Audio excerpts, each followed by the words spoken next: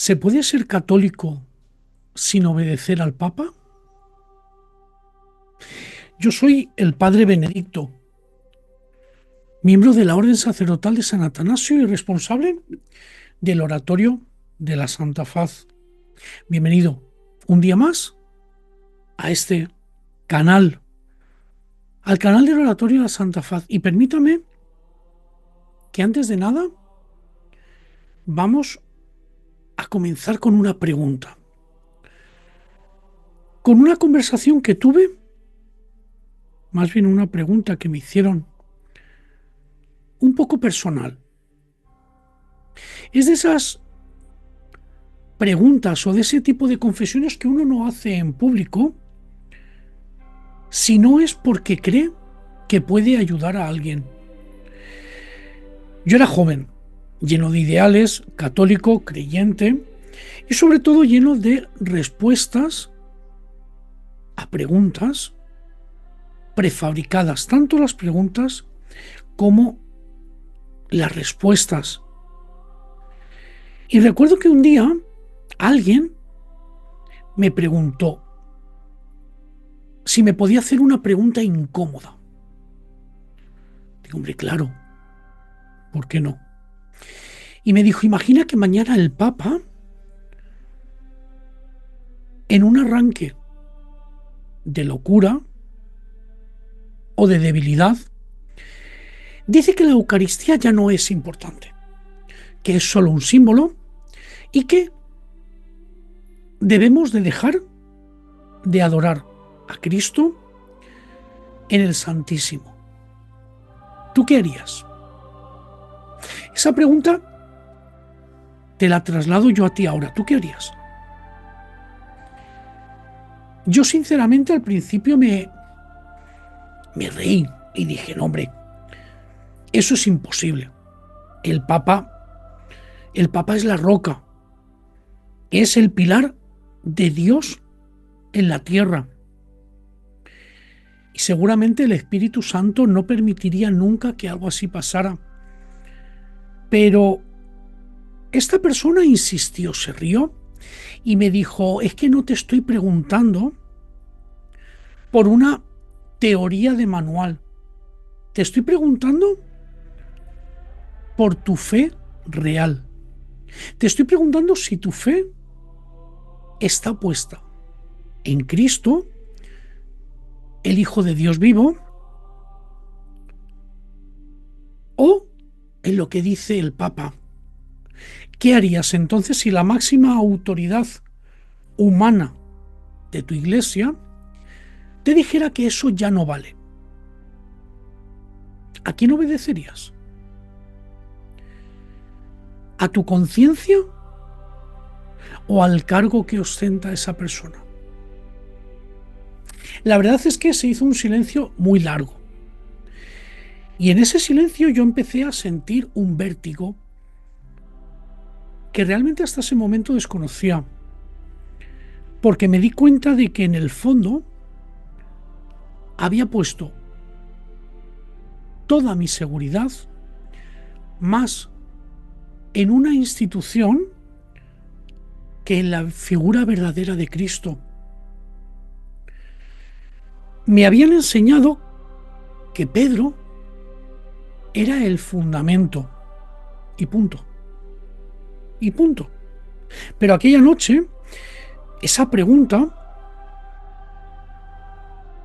plantó en mí una semilla que germinaría durante años. Y ahora esa pregunta te la traslado a ti. ¿Se puede ser católico sin obedecer al Papa? Porque esa pregunta, si nos la hacemos en serio, nos lleva al corazón mismo de lo que significa ser iglesia. No voy a dar una respuesta simple, de esas que caben en un tuit de 180 caracteres. No, vamos a caminar juntos por la historia, por la escritura, por la teología, por la vida de los santos y, sobre todo, por la razón. Vamos a desmontar ciertos mitos y a recuperar verdades olvidadas y, al final, como siempre, cada uno deberá responder a su propia conciencia y a Dios. Y para empezar este camino tenemos que ir siempre a los cimientos, pero no a los cimientos de la Edad Media, ni siquiera a los cimientos de Constantino. Tenemos que ir a los verdaderos cimientos. ¿Quiénes son? A los apóstoles, a los 12. Vamos a hacer ahora un ejercicio de imaginación espiritual. ¿Vale? Cerremos los ojos por un momento e imaginemos que estamos en aquel lago, Galilea. Jesús pasa al lado de un grupo de pescadores que están lavando las redes. Llama a Simón y a su hermano Andrés. Luego va más allá y llama a Santiago y a Juan. Y así, uno a uno, va reuniendo a un grupo muy diverso. Había pescadores, ¿verdad? Como Pedro, Andrés, Santiago y Juan. Pero también había un publicano, recaudador de impuestos, que era Mateo. Y Mateo, que era considerado un traidor por los suyos, también es llamado por Cristo. Había también un celote, Simón el cananeo, que pertenecía a un grupo que quería expulsar a los romanos por la fuerza. Imagínate la tensión entre Mateo, que trabajaba para Roma, y Simón, que quería matar a los romanos.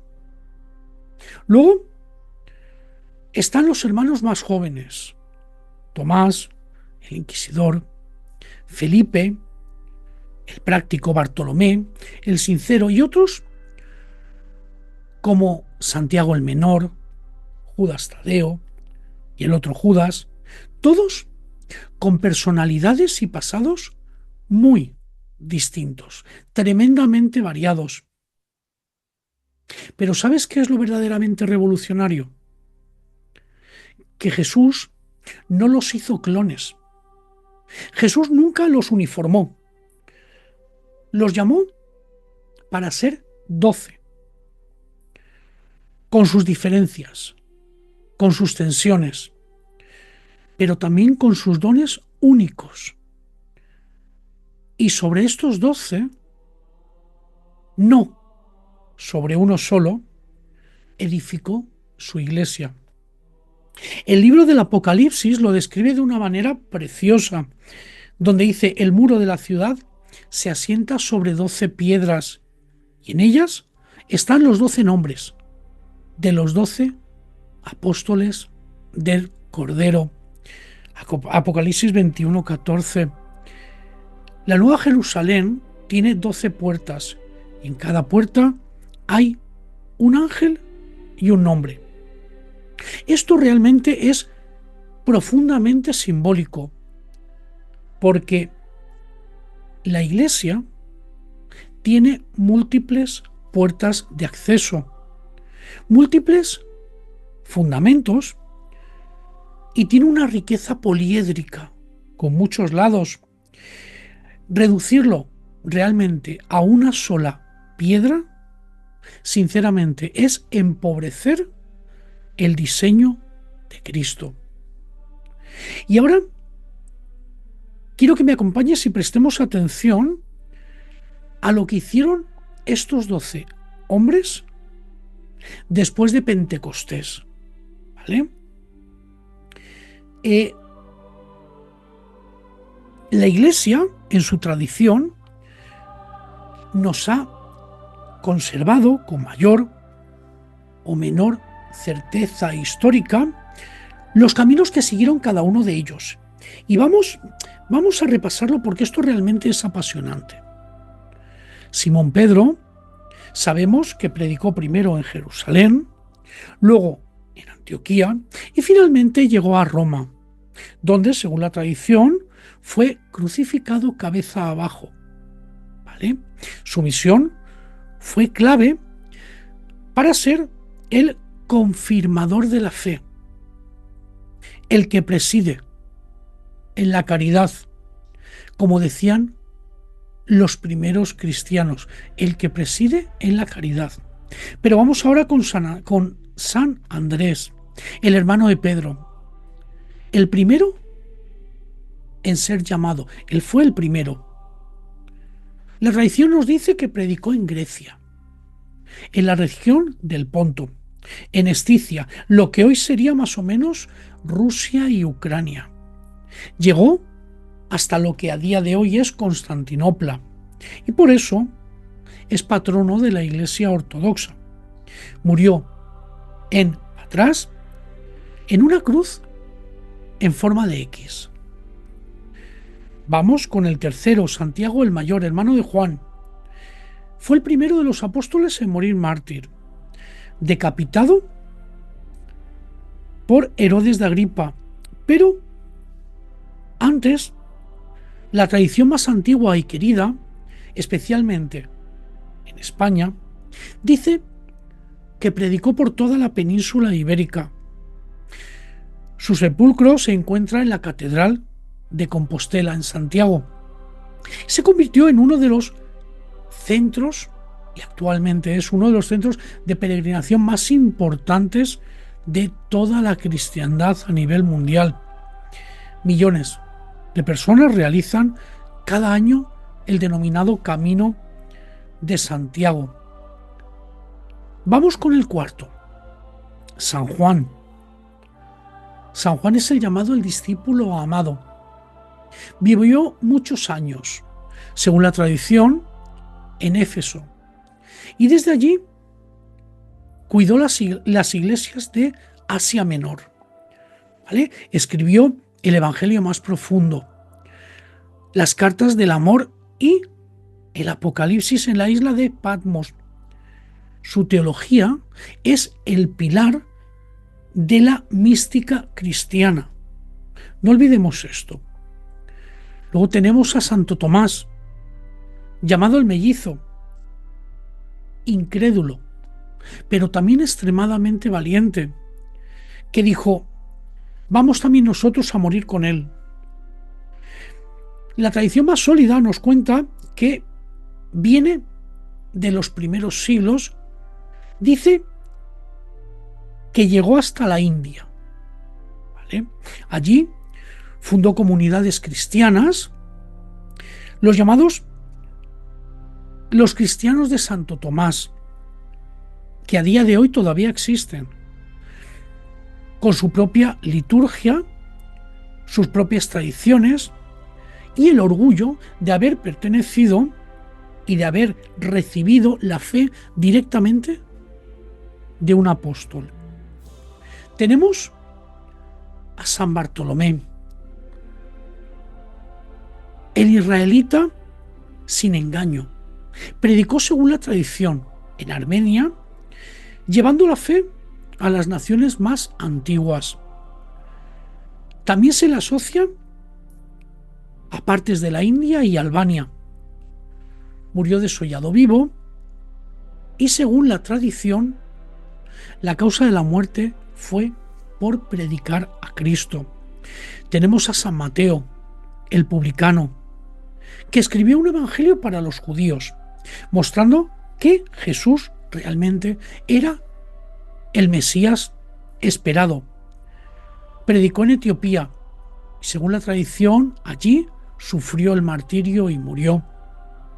Tenemos a Santiago el Menor, el primer obispo de Jerusalén, una figura colosal en la iglesia primitiva. Era tan santo que incluso los judíos lo llamaban el justo. La tradición lo identifica como un posible pariente del Señor, pero lo que nos interesa es que fue el líder de la comunidad de Jerusalén y presidió incluso el llamado Concilio de Jerusalén, donde Pedro y Pablo y los demás discutieron sobre cómo recibir a los gentiles. Fue apedreado por un sumo sacerdote. Tenemos luego a San Judas Tadeo, aquel que llamamos patrono de las causas imposibles. Predicó en Mesopotamia, Armenia y en Persia. Escribió una carta breve, pero muy contundente, llamando a luchar por la fe. Tenemos después a Simón el Celote, un guerrillero convertido en apóstol, que predicó en Egipto y luego en Persia, y que, según las tradiciones, compartió el mismo martirio que Judas Tadeo. Tenemos el número 11, a San Felipe, el que le dijo a Natanael: ven y ven. Se dice que predicó en Asia Menor, Frigia, y que murió en Hierápolis. Y vamos con el último, San Matías, el que fue elegido para ocupar el puesto de Judas Iscariote. Fue un fiel testigo de la resurrección y, y predicó en la Capadocia y por todas las regiones del mar Caspio.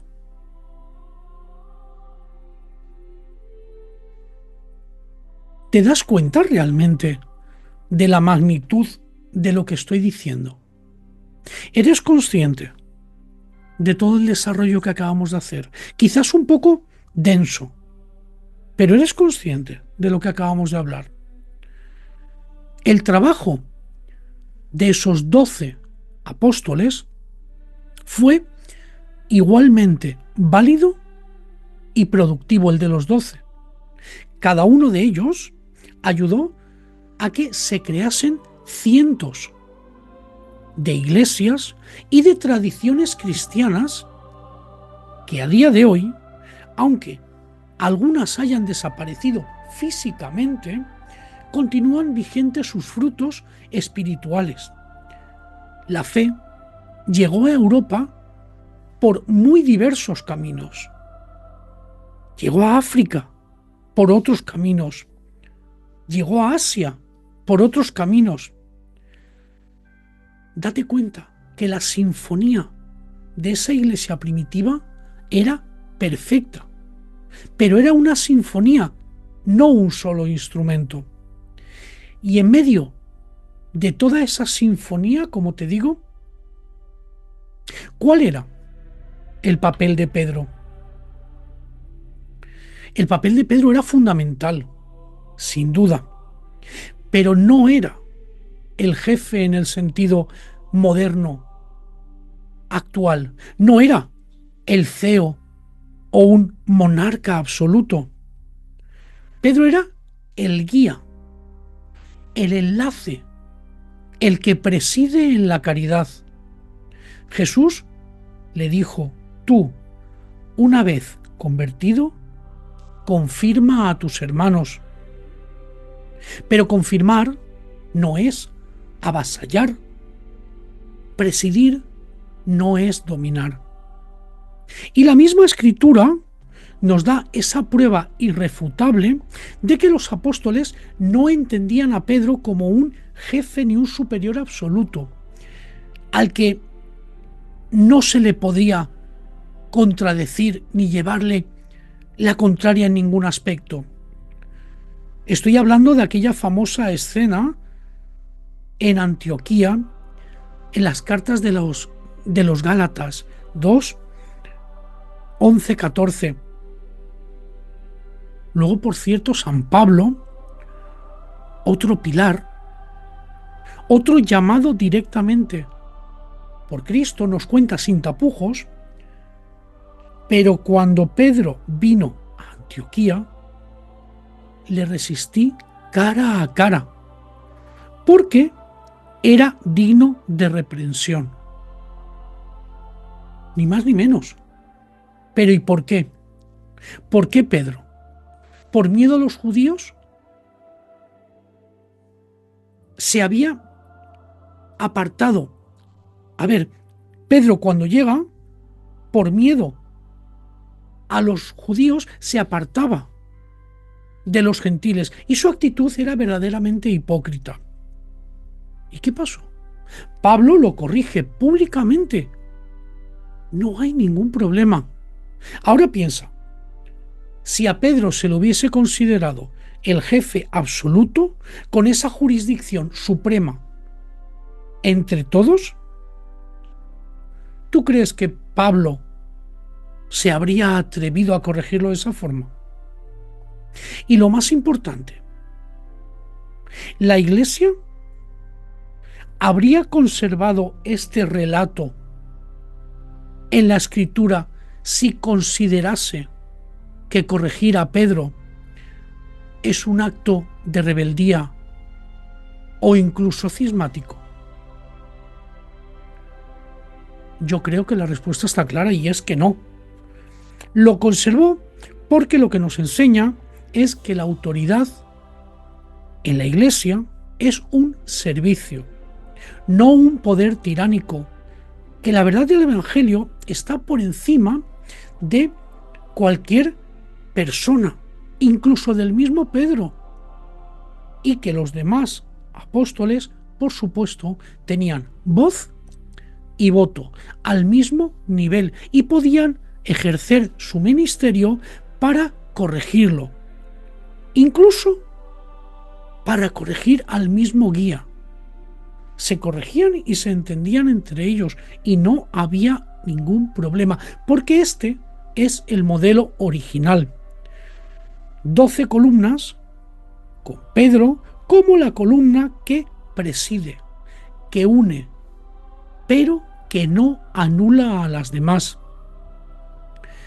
Y una vez visto esto, demos un salto en el tiempo. Avancemos unos cuantos siglos y la Iglesia ha dejado de ser perseguida. Y ahora es la religión oficial del imperio. Pero eso trajo nuevos peligros. Y el principal era que el poder político empezó a utilizar la fe para sus propios fines. Y en este contexto aparece un hombre llamado Arrio, un sacerdote de Alejandría, que enseñaba algo que sonaba muy razonable para muchos. Si Dios es el Padre y Jesús es el Hijo, entonces el Hijo tuvo que tener un principio. Hubo un tiempo en que el Hijo no existía, por lo tanto Jesús es una criatura. La más excelsa, sí, pero una criatura, al fin y al cabo. No es Dios en el mismo sentido que el Padre. Bueno, pues esto, muy resumido, es la famosa herejía del arrianismo. Y esto se extendió, digamos que como un incendio en un campo seco. No era solo una discusión de teólogos, era algo popular, todo el mundo hablaba de ello. Había canciones arrianas que la gente cantaba en los mercados. Muchos obispos eran presionados incluso por el emperador Constancio para que simpatizaran con los arrianos. Fueron cediendo poco a poco. Y aquí entra en escena San Atanasio. San Atanasio, obispo de Alejandría, joven, fogoso, de muy bajita estatura, pero de una fe gigante. Atanasio entendió que lo que estaba en juego no era una sutileza griega. Lo que estaba en juego era nuestra salvación, porque si Cristo no es Dios, no puede salvarnos. No hay más. Si Cristo no es Dios, su muerte en la cruz no tiene un valor infinito. Si Cristo no es Dios, la Eucaristía no es realmente su cuerpo, sino un símbolo. Atanasio entendió muy bien eso y se negó a ceder, y por eso fue perseguido. Fue desterrado en 5 ocasiones. Pasó 17 años en el exilio. Lo llamaron de todo: perturbador, enemigo de la paz, cismático, terco. En un momento dado, la situación era tan desesperada que parecía que el mundo entero, todos, se habían vuelto arrianos. El Papa Liberio en Roma, presionado por el emperador, terminó firmando la condena de San Atanasio en aquel momento, y una fórmula de fe ambigua que se dice que rozaba la herejía. El Papa de Roma, el sucesor de Pedro, había claudicado. Imagínate el drama. Atanasio, un obispo, se encontraba solo y hasta su propio papa lo había condenado. Ahora volvamos al principio. ¿Qué hace un católico en esa situación? ¿Qué hacemos? Pues Atanasio nos dio la respuesta con su vida y con sus escritos. Por cierto, si no has leído nada de San Atanasio, te lo recomiendo. Es una maravilla, una delicia para el cuerpo y para el alma. Maravilloso. Te recomiendo que leas escritos de San Atanasio. Pues una de las frases que dejó escrita son un verdadero latigazo a nuestra conciencia acomodada. Atanasio dijo, literalmente, ellos tienen las iglesias, pero nosotros tenemos la fe apostólica. Ellos tienen los edificios, pero nosotros tenemos la doctrina. Ellos tienen tesoros, pero nosotros tenemos las escrituras. Fíjate bien, Atanasio no decía yo soy la iglesia y ellos no. Decía, ellos tienen edificios, tienen la estructura, tienen los tesoros materiales, pero nosotros tenemos la fe de los apóstoles. Atanasio estaba apelando a la tradición de los 12, no a la autoridad de un momento.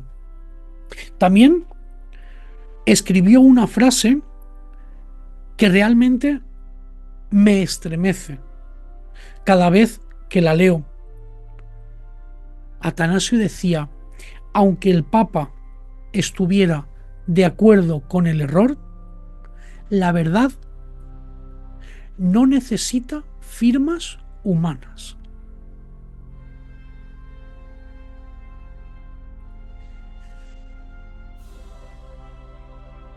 Recuerda, interioriza esa frase, repítela en tu mente.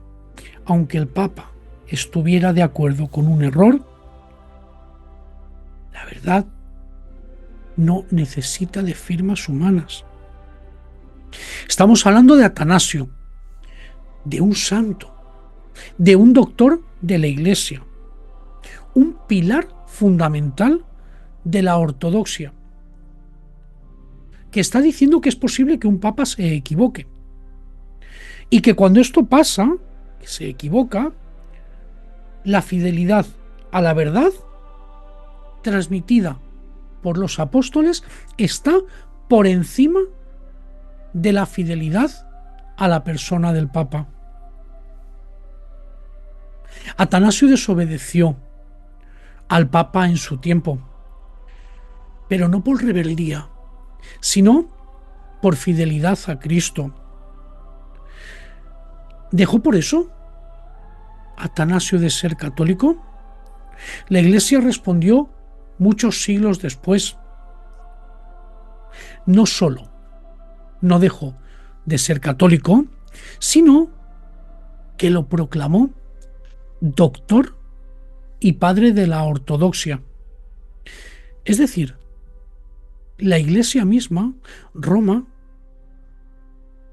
canonizó esa desobediencia, vio la verdad en esos actos.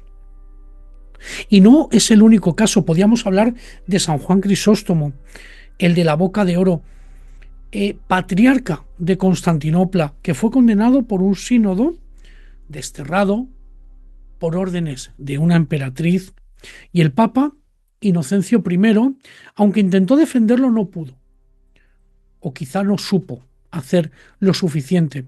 Crisóstomo murió en el exilio y fue desterrado por el poder civil y abandonado por parte de la jerarquía de la Iglesia. Pero a día de hoy, San Juan Crisóstomo es doctor de la Iglesia. Podríamos hablar también de San Columbano, ese gigante irlandés, monje y misionero, que cuando el Papa Bonifacio IV estaba enredado en cuestiones políticas, le escribió una carta que decía algo así como: ten cuidado, vigila, Papa, no sea que tu cátedra sea la cátedra de un impostor. No te desvíes de la verdadera fe. Tú fíjate lo que eso supone, ¿eh? Un monje escribiéndole al Papa y llamándolo a la conversión, a que tenga cuidado con lo que está haciendo. Y lo hizo sin dejar de ser católico, sin fundar una iglesia paralela, sino ejerciendo su carisma profético. Ahora bien, resumiendo, ¿qué nos enseñan todos estos rebeldes, todos estos que han ido en contra, pero que al final han sido santos? ¿Qué nos enseñan? Nos enseñan que la Iglesia no es una monarquía absoluta. La Iglesia es una comunión. Y esa comunión y la obediencia a Cristo y a la verdad en el Evangelio, transmitida por los 12, es importante, por los 12, es el principio fundamental de todo. La autoridad papal es un servicio a esa voluntad, no su dueña. Un servicio.